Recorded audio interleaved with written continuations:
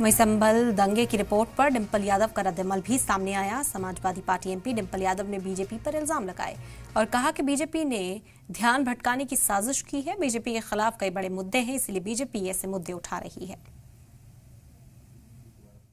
लगातार देखने को मिल रहा है, जब भी कोई बहुत ही विशेष मुद्दा होता है तो उस मुद्दे से भटकाने के लिए भारतीय जनता पार्टी के लोग या उनका गुट कोई ना कोई इस तरह के प्रकरण करता है जो लोगों के बीच में भ्रम फैला सके और सही मुद्दों से ध्यान भटका सके।